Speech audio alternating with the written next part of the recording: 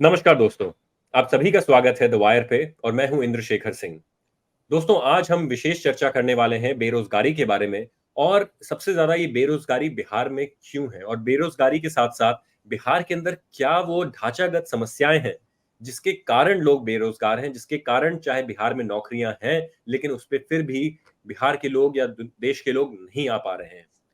और इस सारी बात को मुझे समझाने के लिए मेरे साथ जुड़ने वाले हैं संतोष मल्होत्रा जी, जिन्होंने ये पूरा का पूरा शोध का कार्य किया है और उन्होंने दिखाया है कि बिहार के अंदर की वो क्या ढांचागत समस्याएं हैं जिनके कारण ऐसी परिस्थितियां देश में आ रही हैं और बिहार में आ रही हैं। तो संतोष जी, मैं आपसे सीधा सवाल यही करूंगा कि क्या है मांजरा, क्या है इसमें? आपने जो शोध किया इतने साल, उससे क्या निकल के आया? थोड़ा सा हमें सार में बताएं आप।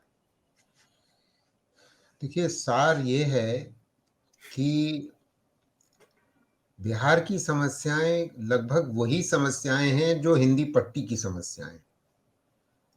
तो हम बिहार को अलग मान के न चलें। हालांकि बिहार हिंदी पट्टी के प्रदेशों में भी सबसे कम प्रति व्यक्ति आय का प्रदेश है। उस पे हम अभी आएंगे 1 मिनट में।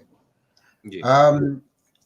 मगर मोटे तौर से जो अगर ऐतिहासिक रूप से इसकी बिहार खास तौर से और उत्तर प्रदेश खास तौर से इन दोनों प्रदेशों की समस्याओं को हमको अगर समझना है तो हमें वापस कॉर्नवालिस के परमानेंट सेटलमेंट पे जाना पड़ेगा, जमींदारी सिस्टम पे जाना पड़ेगा और जमींदारी सिस्टम का जो नकारात्मक असर कृषि पे हुआ और ग्रामीण क्षेत्रों में हुआ, उसका असर आपको आज भी दिखता है।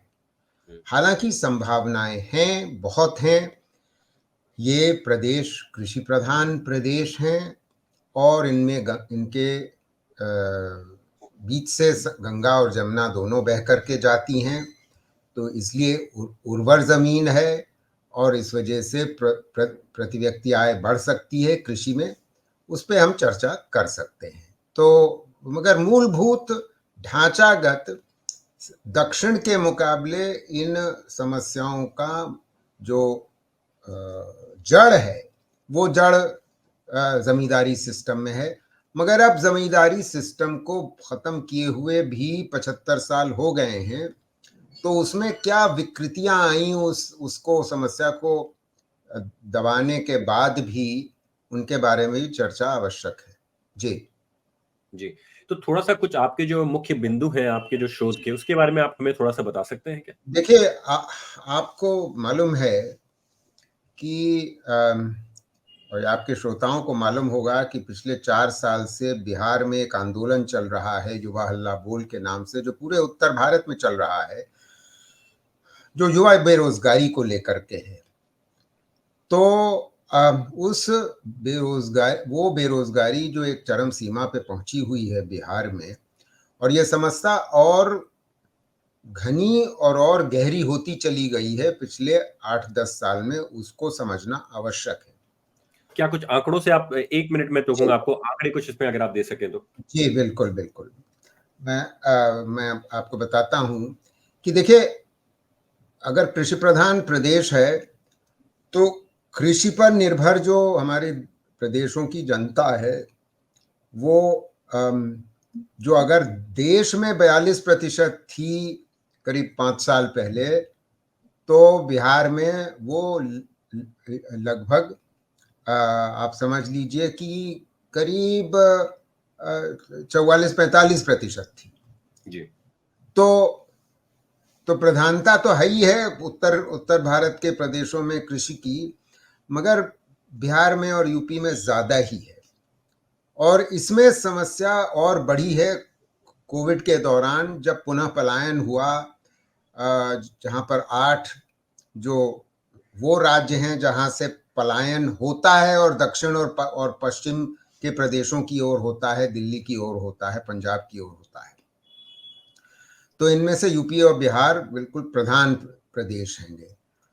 तो हुआ ये, क्योंकि लॉकडाउन इतना बेतरतीब तरीके से 4 घंटे की नोटिस पे केंद्र सरकार ने जारी कर दिया था, उसका असर ये हुआ कि भारी मात्रा में कृषि में लोग वापस लौट गए हैं और आपको ये जान के ताज्जुब होगा कि 17-18 में जब कृषि का की भूमिका 44% थी हमारे श्रम बल में बिहार में, वो बढ़ करके 20-21 में 47% से ज्यादा हो गई और फिर आज की तारीख में 23 में वो लगभग 49% हो गई है।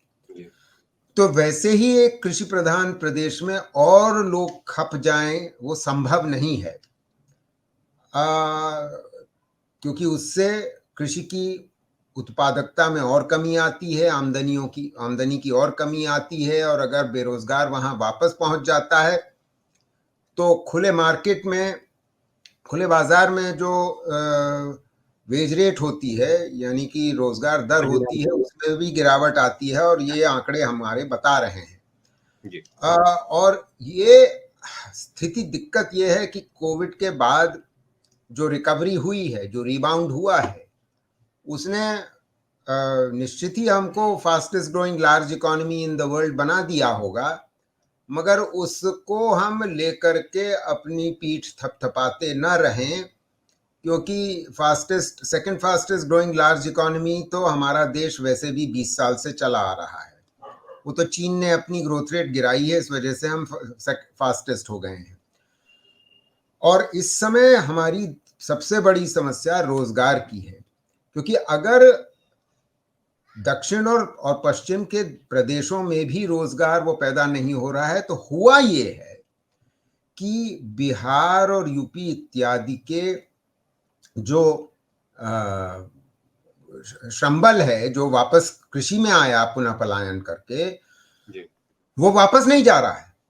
उसकी संख्या बढ़ी तो बढ़ी रह गई है, कुछ कम हुई है, मगर वो बढ़ी की बढ़ी रह गई।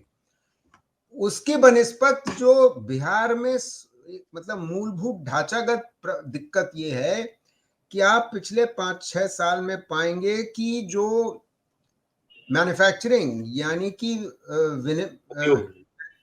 उद्योग का जो भूमिका थी वो कम हुई है। यानी कि ऑर्गेनाइज सेक्टर में, खास तौर से इंद्रशेखर जी, आपके श्रोताओं को समझना आवश्यक है कि ऑर्गेनाइज सेक्टर में, संगठित क्षेत्र में आप पाते हैं कि बिहार में डी इंडस्ट्रियलाइजेशन हुआ है, यानी कि इंडस्ट्री छोड़ के जा रही। जो स्थिति बंगाल में थी वो पिछले 6-7-8 साल में इंडस्ट्री छोड़ के जा रही है, तो उन पे हमको चर्चा करना भी आवश्यक है, क्योंकि ये डी इंडस्ट्रियलाइजेशन क्यों हुआ। एक तो मैन्युफैक्चरिंग वैसे ही कम हुई है, हमारे देश में कम हुई है।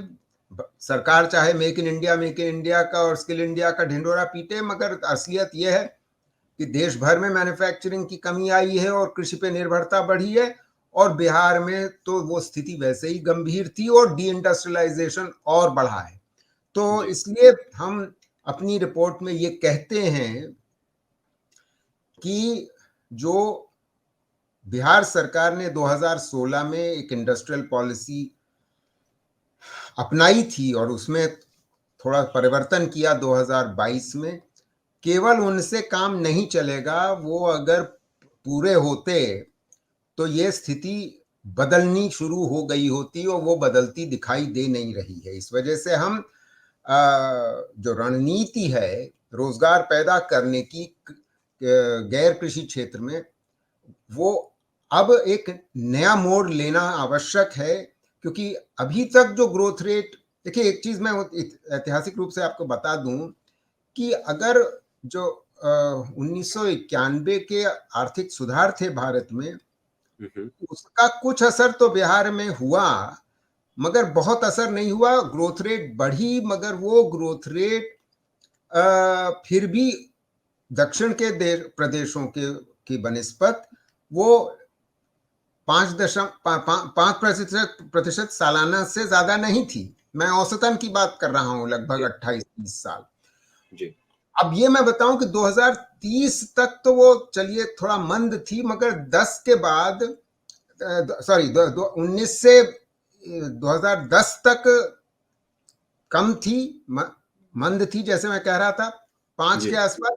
उसके बाद बढ़ी जरूर, और वो बढ़ी इस वजह से क्योंकि सेवा क्षेत्र में और कंस्ट्रक्शन के क्षेत्र में रोजगार बढ़ा और उसका जीडीपी में भी भूमिका बढ़ी, मगर मैन्युफैक्चरिंग फिर भी नहीं बढ़ी।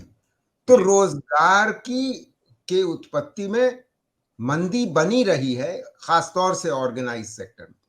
मगर इससे पहले मैं एक और बहुत बड़ा सच हमारे साथियों को, बिहार के खासतौर से नीतिगत जो लोग निर्णय लेते हैं उनको आगाह करना चाहता हूं। वो हमारी रिपोर्ट्स ये भी निकल के आता है। दो बातें निकल के आती हैं जिनके बारे में मैं जरा सा चर्चा करूं जी। कि अगर विकास दर पिछले 8-10 साल में बढ़ी है, 8-10% भी रही है, उससे प्रति व्यक्ति आय में कमी में बढ़ोतरी क्यों नहीं दिखाई दे रही आपको? गरीबी में कमी क्यों नहीं दिखाई दे रही? उसका कारण मैं समझाता हूं। नेशनल फैमिली हेल्थ सर्वे अभी 21 में हुआ और वो ये बता रहा है कि जबकि देश भर के प्रदेशों में ये टोटल फर्टिलिटी रेट, एक महिला की कितने बच्चे होते हैं उसके 2.1 से कम अगर बच्चे होते हैं तो उस प्रदेश की पॉपुलेशन ग्रोथ रेट, जनसंख्या की वृद्धि दर स्टेबलाइज कर जाती है। इस समय भारत देश में केवल 2 प्रदेश हैं, यूपी और बिहार, जहां पर 2.1 से ज्यादा बच्चे पैदा हो रहे हैं। यूपी में वो फिर भी 2.5 हो रहे हैं, 2.5 बच्चे, और बिहार एकमात्र प्रदेश है जहां 3 बच्चे अभी भी हो रहे हैं। तो अगर इसको गिराएंगे नहीं, हम जनसंख्या वृद्धि दर को नहीं गिराएंगे, तो प्रति व्यक्ति आय में बढ़ोतरी नहीं हो सकती उस रफ्तार, क्योंकि ये प्रदेश वो प्रदेश है जिसकी प्रति व्यक्ति आय एक जमाने में, यानी कि 1960 के दशक में भारत की प्रति व्यक्ति आय औसतन से की करीब 70% थी, मगर वो कम होते होते आज वो 33% रह गई है, आधी से भी कम हो गई है, जो 60 के दशक में थी। इसका एक बहुत बड़ा कारण रहा है कि जो भी विकास दर रही, मगर उसमें जो जनसंख्या की वृद्धि दर रही है वो कहीं ज्यादा रही है। तो उसको ठीक करने के लिए जो निवेश होना स्वास्थ्य सेवाओं पे, सार्वजनिक स्वास्थ्य सेवाओं पे जी, और जो निवेश होना जरूरी था शिक्षा में, सार्वजनिक शिक्षा में, वो नहीं हुआ, और वो आज भी होता हुआ दिखाई नहीं दे रहा है लगभग। इसलिए क्योंकि हमें मालूम है कि जिन प्रदेशों में और जिन देशों में इन्फेंट मोर्टेलिटी रेट, मतलब बच्चों की मृत्यु दर जहां कम होती है जी, वहां पर जनसंख्या वृद्धि दर यानी कि टोटल फर्टिलिटी रेट भी कम होती है, क्योंकि परिवारों को लगता है, गरीब परिवारों को खासतौर से, कि हमारे बच्चे मरेंगे नहीं, बचपन में ही पैदा होने के बाद जीवित रहेंगे, स्वास्थ्य सेवाएं, तो वो अपनी जो विकास दर जनसंख्या वृद्धि दर कम होने लगती है जी। इसलिए मैं कह रहा हूं कि स्वास्थ्य और शिक्षा पे तवज्जो देना आवश्यक है। इससे एक और तात्पर्य निकलता है, जिसका एक बहुत बड़ा हमारा फाइंडिंग है, जो हम आपके समक्ष और आपके श्रोताओं को बताना चाहते हैं, वो ये है, क्योंकि हम सरकारी नौकरियों की स्थिति भी देखते हैं। मैं निजी क्षेत्र में जहां 95% रोजगार पैदा होता है देश में और बिहार में भी, उस पर वापस लौटूंगा, मगर पहले समझना जरूरी है कि सरकार को शिक्षा और स्वास्थ्य में क्या काम करना आवश्यक है कि जनसंख्या वृद्धि दर कम हो। तो हमने जब आंकड़े देखे और उस पर शोध किया, तो हम पाते ये हैं, मैं खुद दंग रह गया ये देख करके, कि स्कूल टीचरों की इतनी भयानक कमी है। आपको विश्वास नहीं होगा कि 2.25 लाख टीचरों की सरकारी स्कूलों में बिहार में वेकेंसी है, वेकेंट पोस्ट्स हैं जी। और अगर पुलिस की भी आपने एक वो दिया था, आपने एक पुलिस का भी आंकड़ा दिया था कि कितने पुलिस के। मैं अभी उस पे आता हूं। तो सबसे पहली बात तो ये है कि स्कूल के, हालांकि बिहार सरकार ने शुरुआत कर दी है, उसमें कुछ समस्याएं हो रही हैं, मगर बहुत जरूरी है, क्योंकि दशकों से ये रिक्त स्थान रहे हैं और इनको भरना तेजी से आवश्यक है, पहली बात। दूसरी बात, हायर एजुकेशन की भी स्थिति ये है कि आप पाएंगे कि संस्थान तो बढ़ते चले गए हैं, चाहे वो सार्वजनिक क्षेत्र में हो, चाहे वो निजी क्षेत्र में हो, मगर टीचरों की कमी 21,500 की है हायर एजुकेशन में। तो अब आप सोच लीजिए। अब हम आते हैं हेल्थ पे, क्योंकि स्वास्थ्य, शिक्षा और पुलिस के जो कर्मी होते हैं सरकार में, ये 3 किस्म के कर्मी को आप अगर जोड़िए तो ये 85% सरकारी नौकरियों में उनका अनुपात है। 85%। बाकी सारा जो और इकाइयां होती हैं सरकारी और या डिपार्टमेंट होते हैं, उनमें केवल 15%, बकाया 15% है। तो इसलिए बहुत जरूरी है कि पुलिस में जो कमी है, डॉक्टरों और नर्सेस की जो कमी है और जो टीचरों की कमी है, उनको पूरा करना जरूरी है। तो हेल्थ केयर में 58,500 लोगों की कमी है। अब आप सोच लीजिए। अब मैं पुलिस पे आ जाता हूं। पुलिस, अब देखिए, शिक्षा और स्वास्थ्य का तो कारण मैंने समझा दिया। पुलिस क्यों जरूरी है?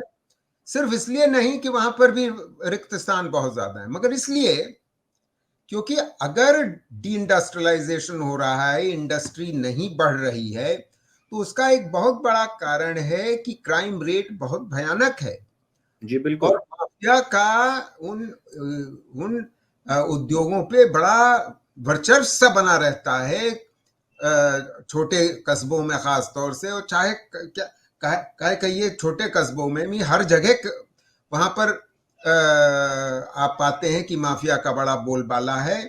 तो इंडस्ट्री जो है, जो हुआ भी करती थी, वो छोड़ के चली गई। लगभग इसी किस्म के कारण हैं जो यूपी में इंडस्ट्री नहीं आती है। आप लाख इन्वेस्टर समिट कर लीजिए, बिहार में भी इन्वेस्टर समिट होने जा रही है 1 महीने में, बड़ी कोशिश चल रही।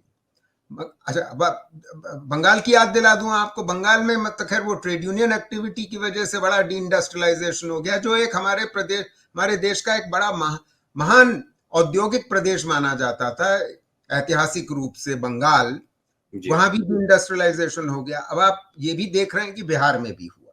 वैसे ही बिहार, मैं आपको एक मिनट यहाँ पे 1 सेकंड के में रुकूंगा आपको, और मेरा जो सवाल ये बनता है और ये दर्शकों के लिए थोड़ा ज्यादा है कि बिहार वो धरती जहां मगध, सबसे पहले जहां भारत में स्टील और ये लोहा बनाया गया था, ये पूरे विश्व में किसी के पास लोहा नहीं था, तब बिहार में लोहा बन रहा था। अब आप जैसे जैसे बीतता है समय, वैसे वैसे हमें पता चलता है कि चाहे अफीम की खेती हो, चाहे इंडिगो की खेती हो, बिहार की मिट्टी इतनी ज्यादा उर्वरकता से भरी हुई थी कि अंग्रेजों ने भी आके बिहार को, ये क्षेत्र को ही पकड़ा। आज भी अगर आप चाहें तो पूसा इंस्टीट्यूट सबसे पहले बिहार में लगा था, शायद से कई लोग ये बात नहीं जानते होंगे।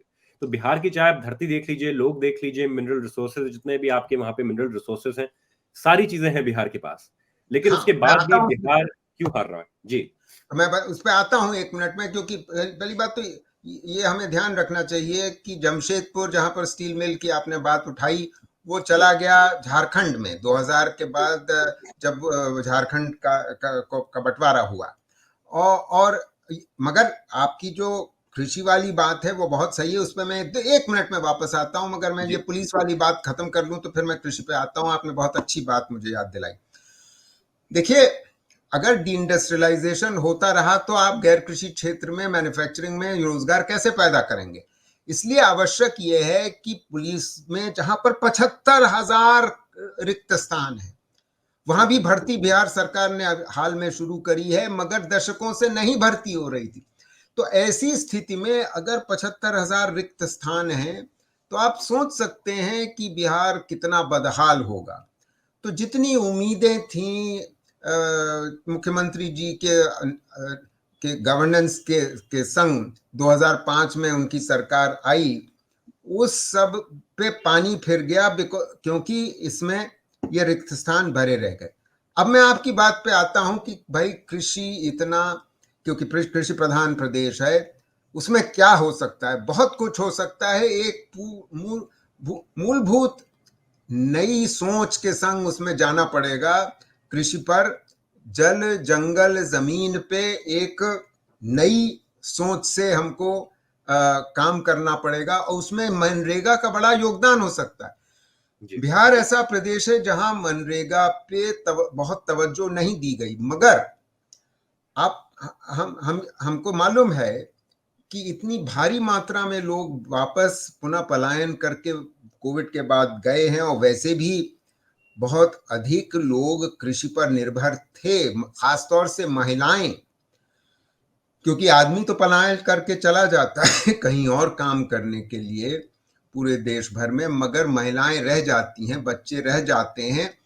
तो उनके लिए बहुत जरूरी है कि एक मनरेगा का काम बढ़े, और उससे जल जंगल जमीन पे में जो काम होना है, जिससे ड्राउट प्रूफिंग दक्षिण में और उत्तर में जहां बाढ़ बहुत आती है, वहां रिवर फ्लडिंग होती है, उस रिवर फ्लडिंग का फायदा उठाने के लिए वगैरह एक नई सोच से हमें कृषि में मनरेगा का पैसों का इस्तेमाल करते हुए निवेश करना है।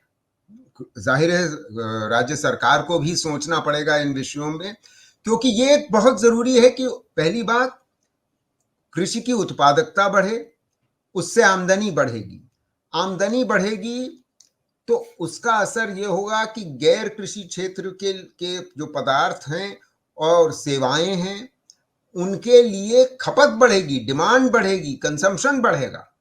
तो एक बहुत बड़ा कारण निवेश न होने का, मतलब इंफ्रास्ट्रक्चर में और उद्योग में न होने का बहुत बड़ा कारण है कि बिहार में खपत बहुत ज्यादा नहीं है। तो अब वापस हम आते हैं कि भाई, तो इस निवेश को लाने के लिए क्या करना पड़ेगा? पहली चीज तो मैं कह ही चुका कि शिक्षा पे कहीं ज्यादा जोर देना होगा, मगर अब हम वापस उद्योग के ही क्षेत्र में आते हैं। उद्योग में हम अपनी रिसर्च में ये साबित करने की कोशिश करते हैं आंकड़ों के आधार पे कि दो मूल तरीके के हमारे देश में, किसी भी प्रदेश में उद्योग होते हैं। एक संगठित क्षेत्र में होता है, एक असंगठित क्षेत्र में होता है।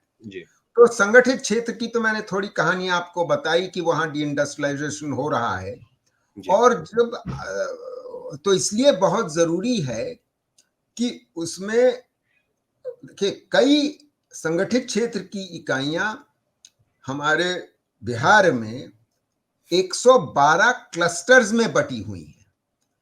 ये क्लस्टर्स कुछ जूट के हैं, कुछ सिल्क के हैं, कुछ टेक्सटाइल्स, कॉटन टेक्सटाइल्स के हैं, सिरेमिक्स है, बहुत कुछ है। बहुत कुछ को बढ़ावा दिया जा सकता है, और जाहिर है अगर 112 क्लस्टर्स हैं, ज्योग्राफिक क्लस्टर्स, जिनमें ये सारी इकाइयां कुछ संगठित कुछ असंगठित केंद्रित हैं, तो अगर केंद्रित हैं तो इसलिए वहां जो सेवाओं को सरकार प्रदान कर सकती, कैसी सेवाएं?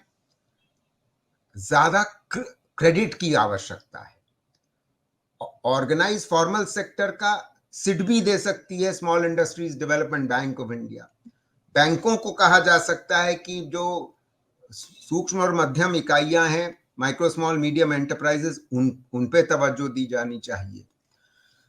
दूसरा, स्किल डेवलपमेंट आप इन क्लस्टर्स में ही प्रदान करें। स्किल्स प्रदान करने के लिए वोकेशनल स्किल्स पे बिल्कुल भी तवज्जो पिछले 7-8 साल में बिहार में नहीं दी गई है। जो कार्यक्रम हैं वो बहुत नाकामयाब हैं, देश भर में बहुत कामयाब नहीं है, मगर जो पैसा केंद्र सरकार से आ रहा है, आ सकता है, उनका ही अगर बेहतर इस्तेमाल किया जाए और बिहार सरकार भी इस पे तवज्जो दे, तो एक और समस्या कम हो सकती। देखिए, मल्होत्रा जी, मैं आपको लेकिन एक बात पे टोकूँगा, और जी क्या इसमें भ्रष्टाचार, ये जो आपने कहा कि पैसा जो है अगर वहाँ तक लग जाए, भ्रष्टाचार की कितनी समस्या है, क्योंकि समय हमारे पास अब हर एक घड़ी कम होता जा रहा है जी शो जी में। तो जी जो जी आपने समाधान भी बताया, आपने समस्या भी बताई, लेकिन इसमें करप्शन और बाकी जो चीज़ें हैं, इसका क्या योगदान रहेगा? कुछ आखिरी देखिए, टिप्पणी जो आपकी हो? जी, मैं आखिरी बात ये कहना चाहूंगा, आपके श्रोताओं को समझना आवश्यक है कि करप्शन की को तो आप तभी संभाल सकते हैं अगर नियत साफ हो। जी, हाँ, पहली बात, नियत सरकार की यानी कि नेताओं की और बाबुओं की साफ हो, मगर सिर्फ उससे काम चलता नहीं है। जी, क्योंकि अगर नियत साफ हम लेकर के चलें भी कि हमको अपने प्रदेश में विकास करना है, रोजगार पैदा करना है, गैर कृषि क्षेत्र में रोजगार पैदा करना है, क्योंकि पुनः पलायन करके लोग आए हैं, वापस जा नहीं रहे, तो हमें पुलिस के स्थानों को रिक्त करके वहां पर खास तौर से उन इलाकों में 112 स्थान जहां पर ये इकाइयां केंद्रित हैं, अरे जी, वहीं उनको अपॉइंट कर दो, उनको नियुक्त करके उन पे निगरानी रखो। डीएम्स को, डिस्ट्रिक्ट मैजिस्ट्रेट को ये कहा जाए कि आपको इनको मॉनिटर करना है, बहुत ध्यान से मॉनिटर करना है। मगर इस सब का मतलब यह है कि करप्शन को रोकने के लिए पूरी प्रणाली बननी पड़ेगी, और इसमें कुछ थोड़ा बहुत तो इंडस्ट्री को भी इन्वॉल्व करना पड़ेगा, क्योंकि इंडस्ट्री स्वयं आने के लिए उत्सुक तो है। मतलब कुछ लोग मुझी से आकर के मिले कि देखिए हम इन्वेस्टर समिट में आना चाहते, मगर वो घबरा करके भाग ना जाए अगले 2-3 महीने में इस करप्शन के डर से। ये बहुत बड़ी बड़ी समस्या है यूपी बिहार जैसे प्रदेशों में। तो जी, इसमें सरकार, जो उनके बाबूगण हैं, अधिशासन है, और उसके अतिरिक्त जो नेतागण हैं, उनको उनको पूरी तरीके से संतुष्ट करना होगा कि हम सीरियस हैं, हम सच में गंभीर हैं इस बार, कि हम ये प्रदेश की डी इंडस्ट्रियलाइजेशन नहीं होने देना चाहते हैं। हम क्लस्टर डेवलपमेंट के कार्यक्रमों को और बढ़ावा देंगे, अपनी इंडस्ट्रियल नीति, जो जो औद्योगिक नीति है उसको लागू करेंगे। आपको जो कुछ भी सुविधा चाहिए वो हम देने की कोशिश करेंगे। तो इन सब चीजों के बारे में सोचना पड़ेगा। जी जी। तो मल्होत्रा जी, बहुत-बहुत शुक्रिया आपका। आपने हमें बताया कि बिहार की इस समय, बिहार क्या और पूरे हिंदी प्रदेशों की, जो आपने दर्शाया एक बिहार का उदाहरण लेके, कि क्या बेहाल हालत है, किस प्रकार से ढांचागत समस्याएँ हैं, जिनका अगर हमने समाधान नहीं किया, तो और ज़्यादा समस्याएँ और बढ़ेंगी। भारत में उद्योगीकरण, जो जो भारत चाहता है कि उद्योग आएँ इन सारे प्रदेशों में, उद्योग पास तो क्या, मुझे लगता है और दूर ही भागेंगे आपकी बात सुन के। और अंत में जो सत्य है, जिन पिक्चरों का, जो हम लोग, जो लोग बिहार से नहीं हैं, वो देखते हैं, अपहरण जैसी पिक्चर, खाकी जैसी पिक्चर, तो कुछ आपकी जो ये जो रिसर्च है, आपका शोध है, इससे ये समझ में आता है कि शायद से वो पिक्चरें असलियत के काफ़ी करीब हैं। तो दोस्तों, मैं ये चाहूँगा कि आप भी संतोष मल्होत्रा जी की रिसर्च को खुद पढ़ें, खुद जानें और खुद समझें कि बिहार का क्या हाल है और उत्तर प्रदेश का क्या हाल है और हिंदी प्रदेश का क्या हाल है, और किस प्रकार से हम लोग सब अपनी सरकारों से कम एक माँग कर सकें कि हमें शिक्षा का हक दिया जाए, हमें स्वास्थ्य का हक दिया जाए, और साथ ही साथ हमें हमें जो है पुलिस का, और साथ-साथ जैसे कि हिंसा ना हो हमारे खिलाफ, ये तो कम से कम हमारे हक में होना ही चाहिए। मुझे लगता है हर एक प्रदेश में प्रगति होगी अगर ये 3 चीज़ें नागरिकों को मिल जाएँ। तो मल्होत्रा साहब, फिर से आने के शो पे आने के लिए बहुत-बहुत धन्यवाद आपका, और हम आशा करते हैं आपके और आप शोध करते रहें और हमें इसी प्रकार से और ज्ञान देते रहें। और दोस्तों, ये वायर का ये शो तो खत्म हुआ, लेकिन बाकी कई और शो आपके लिए वायर जल्द ही ला रहा है, तो हमारे साथ जुड़े रहिए। नमस्कार।